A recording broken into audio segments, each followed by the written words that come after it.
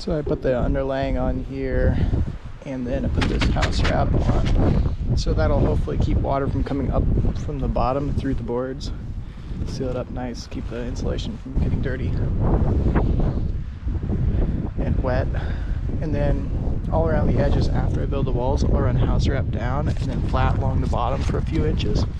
So that way the water will be able to flow out, but anything coming down will go over and, I don't know, it'll seal it up a little better. At least that's the theory.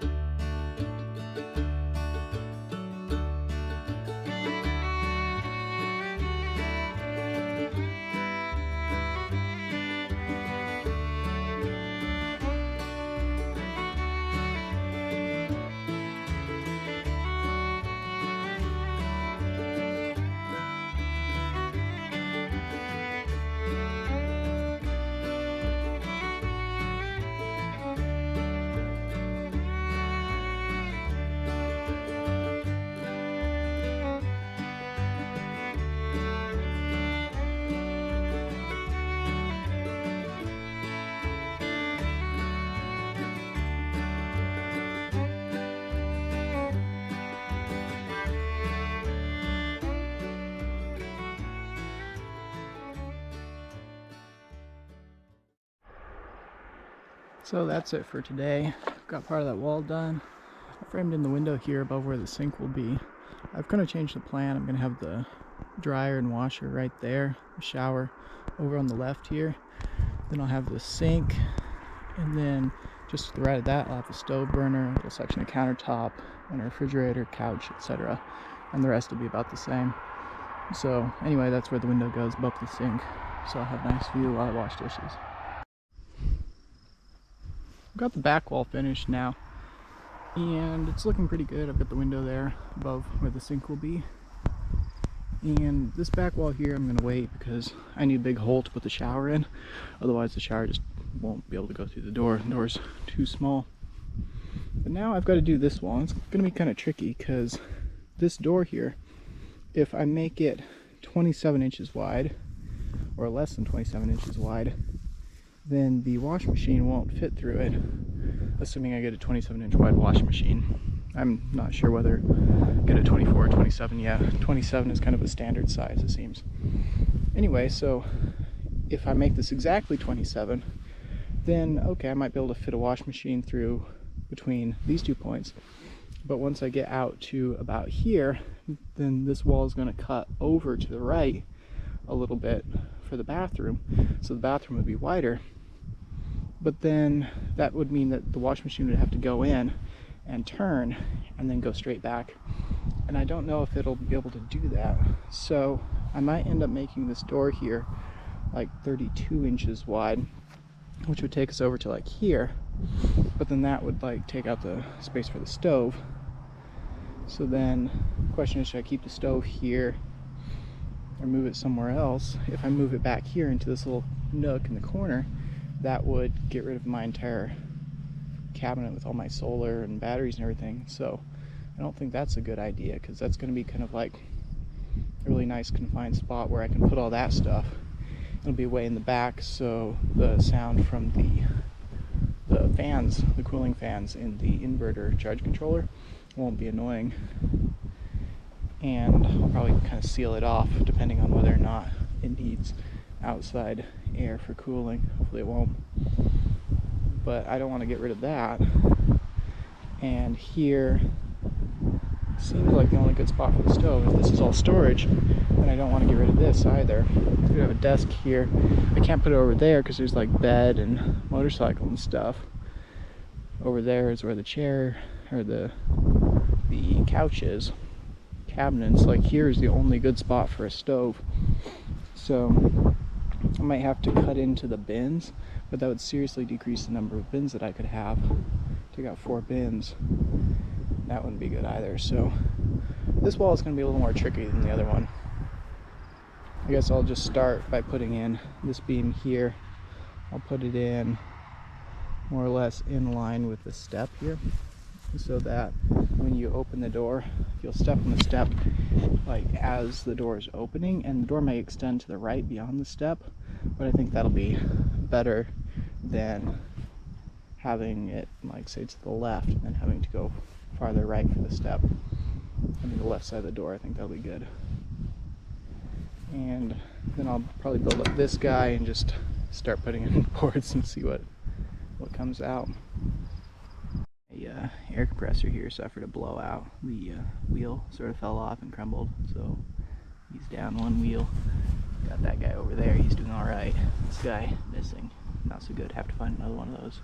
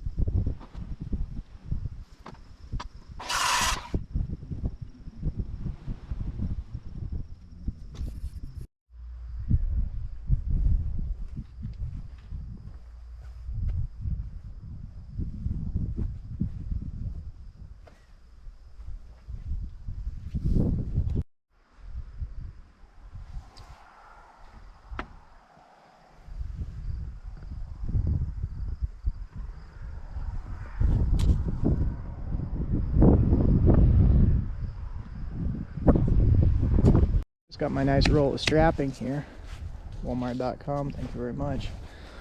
And this stuff weighs about 102 pounds is the shipping weight. And you can see it's a whole bunch of little thin layers here. And this stuff is 1.25 inches, I believe, by 18 gauge or some steel strapping. And it's rated about 4,000 pounds. And so I'm going to use this to crisscross the walls of the trailer and make it very rigid so that it won't be flexing all over the place when I'm driving down the road. Probably going to use joist hanger screws to screw this on so I have a nice strong attachment. So now I'm trying to decide how I want to build rafters or eaves. Here we can see our garage. It's similar. It's got lap siding on it and trim, and it looks pretty good. Could use paint. But up here under the eaves, we can see we have 2x6 construction, and then on the edge here, they just ran two 2x8s, I believe, or not 2x8s, 1x8s, and they're lap just like normal siding. So 2 1x8 lap. And the outside edge here is just supported by the boards running this direction that run off down underneath the roofing. And so that kind of hides it, and then that trim line there just has the lap siding covering it, so it doesn't have any separate piece of trim. And then up at the top, the very top of the ridge there, we can see there's no like 2x6 ridge pole or anything running out. It just ends. So that's one style of doing it. Another style is what we can see here on the barn. See, we have, again, 2x6s all the way down. Same thing, except underneath the eaves here, we have those boards that run straight out, but then there are no boards running vertically this way. On the edge here, we do have 2x6s here. And then up there are no boards running this way. All of them are running vertically. Call this horizontal and this vertical. Anyway, and then or parallel with the wall of the door.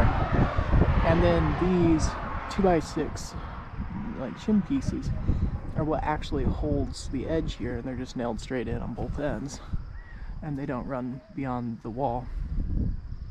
So that's another style of doing it. Way up in the top, might be a little hard to see, but we have a ridge beam that comes out, and then we've got some diagonal, and that looks really cool. Probably won't have a peaked or pointed roof on the tiny home. But then inside, I won't be able to see this, but way up there, no, you can't see a thing. Way up there in the top, the boards just end, and then the 2x6s are the only things, like 2x6s reach up to the top on both sides, and then they end without an actual ridge line running along that they're leaning against. So I think I'm going to run a ridge pole that runs along, and then I'm going to have the boards coming up to that, and then I'm going to have little conjoining pieces making them into trusses. An example of what I'm talking about. So here's this ridge board. It's just a little short piece, but he will run the full length of my truss. Then these boards will be cut here, so they'll butt up nicely to that. And this board will probably be a little lower, so there'll be a bit of a gap there that I can run wires and things through if I want. But then he will be nailed onto the, whatever these boards are called on either side. Rafters, stringers, trusses, I don't know, there's lots of words. There's a different word for each one of these boards, and I'm not sure what they are, so I should probably go look those up. Next up here, I'm going to build the trusses. This board that I have stuck up at the top there, I'm basically going to put that up there with a little gusset in there just temporarily, and then I'll take that 2x6 and I'll set right on top of him vertically as a ridge pole. And then I'll measure from the side of that 2x6 down to the corner here, and I'll have like 4 inches overhang. It's not very much, but it's all that I can have given the overall width of this thing, because it can only be 100 inches to fit legally on the road. So yeah, I'll probably notch in a little bit on this corner here, but the boards on the upper bit, I'm not going to notch at all. One nice thing with having a 2x6 is that when a board is angled, the overall length of the cut is longer than 4 inches. So if you have a 2x4, the bottom little bit of that is not supported. And so eventually it might crack. That actually happened with a lot of the boards that I gathered. They're all split out on the ends. I can find one of those here in my pile of resources. Yeah, so here's the bottom where they notched it. But then like this guy up here at the top, you can see they notched in, and this wasn't supported. Whereas if they just had a flat cut and it was butted up against it with maybe a joist hanger underneath, then they wouldn't have had that issue. So I'm gonna have my 2x6 right here. He's gonna extend beyond the bottom of this, and so it'll support the whole thing. Here are a couple of boards that I've cut for the roof. With an angle cut on the bottom. Actually, that's the top, angle cut on the top. And then on the bottom, I've got this cut here, so that it will sit nice on the header, just like that. And then that'll be my overhang right there. Well, it's Memorial Day today. Beautiful, beautiful day, clear, warm sun, mosquitoes. Wheat's growing, it's pretty green. Here I am, cutting truss boards. Trusses, I don't know. The top bit that goes up to the ridge line from the wall. So this will sit on the wall, and that'll be at the ridge. And I've got 1, 2, 3, 4, 5, 6, 7 sets of them done. All together, I will need 1, 2, 3, 4, 5, 6, 7, 8, 10, 11 plus the ends. So 13 sets. So I've got this sitting here. I've got a template. Not sure you can see that. It's a template written on it. And I just set it on top, mark it, and then cut it. And I always use the same one so that it doesn't have repetitive error.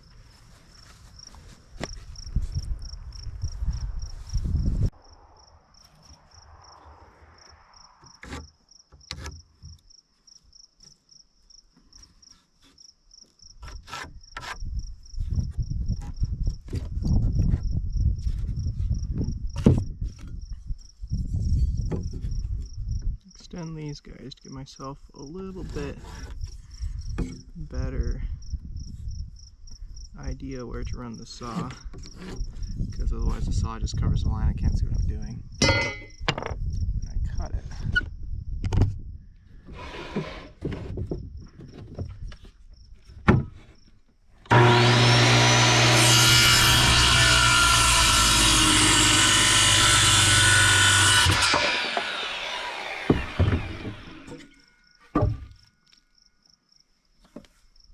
Move that half.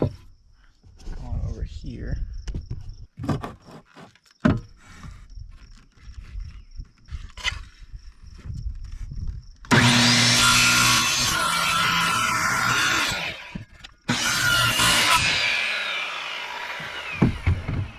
Since the saw blade is circular, there's a whole bunch in the bottom that's not cut. Let's grab the jigsaw here. There. And it's all done. Grab him, take him over here, chuck him in the pile, and repeat about 14 more times, I guess. 15? More. Another!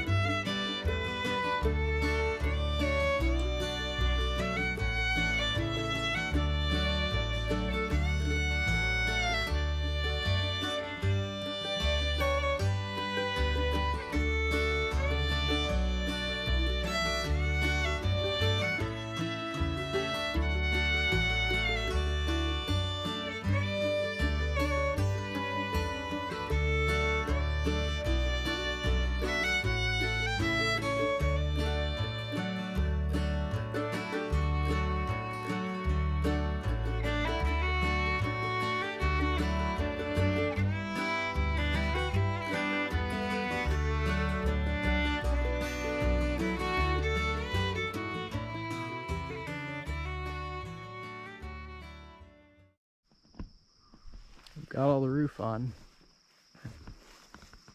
Roof. Got all the roofing boards on. I still need to frame in a little bit of the window here at the end. I'm not sure exactly how I'm going to put the windows in. I know I want one that's tall enough that I can see out it when I'm standing, but also short enough that I can see out it when I'm sitting. So I have to figure that one out.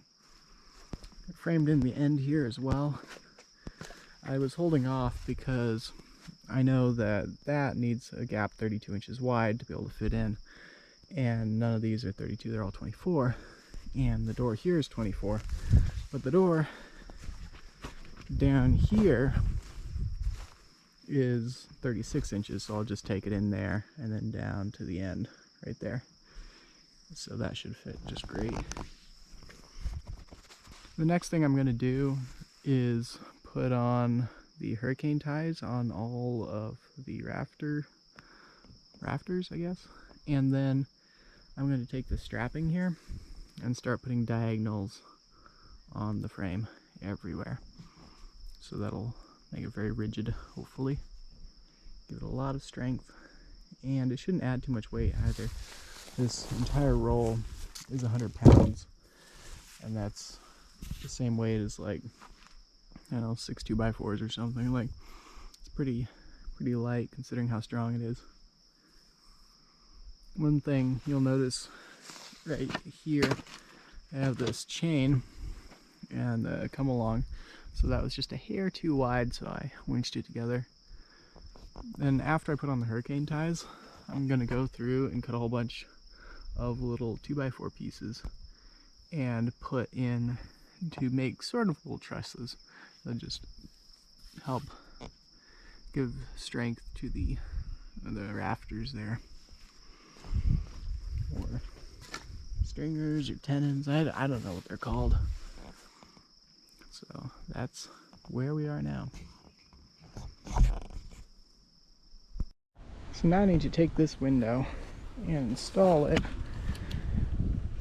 Fortunately, it looks like it's made to be installed this direction, so the opening will be on the side of the door.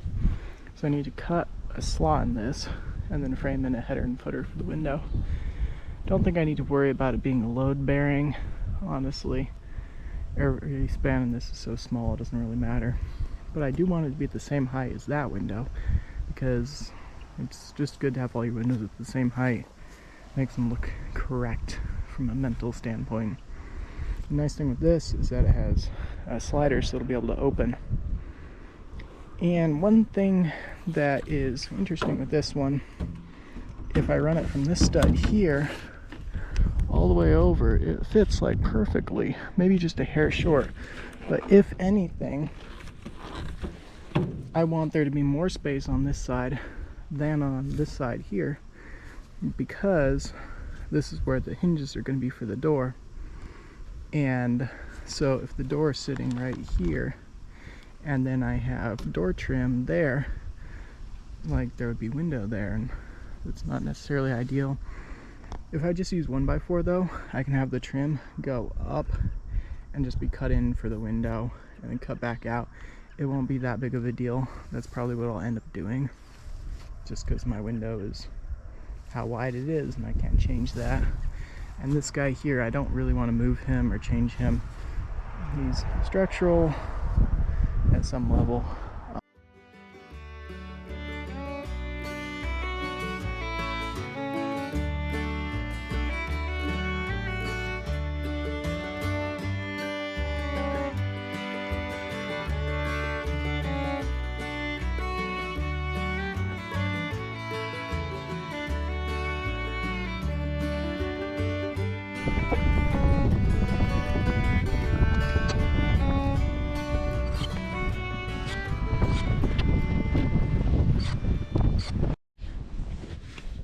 I've started attaching the strapping. You can see I'm making a diamond pattern here at the moment, where I'm basically running from the front as far back as I can without running into windows, and from the back as far forward as I can without running into this door here and the other door in the back. And so these are mostly intended to help with the acceleration and stopping, the torques that will be applied on the trailer during those, because if we have a very shallow angle here, then the amount of force that will be applied down here when we accelerate, for instance, because this will pull with a force that direction, and a force this direction, so I'm trying to minimize the amount of force this direction, so we have a shallow angle here. And same thing on braking with this one. So those are going to hopefully keep the trailer rigid in those dimensions, and I'll probably add one more in each direction in a similar area, maybe a couple inches off from each of those. And then I'm going to add several more, one going from here to the center, and then one going from down here also to the center. And the theory is that those ones will help when I go over bumps and things, because the ground will apply a force up, and then the ends, well, and the middle, but the ends will try to go down, and so it would tend to break on this point here, or this line, because that's where the force going up is. And so hopefully the ones going up to the center will make a nice triangle and give it strength, instead of having to rely entirely on the steel frame, which is underneath, and that's what the steel frame is currently holding it, but hopefully it will be an entire wall then, instead of a single steel frame. You can see here I'm attaching these straps with these joist hanger nails. I don't know how strong these things are. I think they're pretty strong. Number 10, 1.5 inches. They're made for hanging joists, so one would imagine that they have fairly good shear strength. But just in case they don't, I'm going to put more than just 2 in, because I'm taking them down to the ends here, and then I'm wrapping a little bit, and I'm putting one up too, and so that way it'll maybe hang on a little bit better, I guess. I mean, I'm just hoping it's quote-unquote good enough. It's the going theory. And then I will also be wrapping at the top. So you can see this one here is already wrapped. This one here, I just put a single screw in. I'm going to wrap it soon.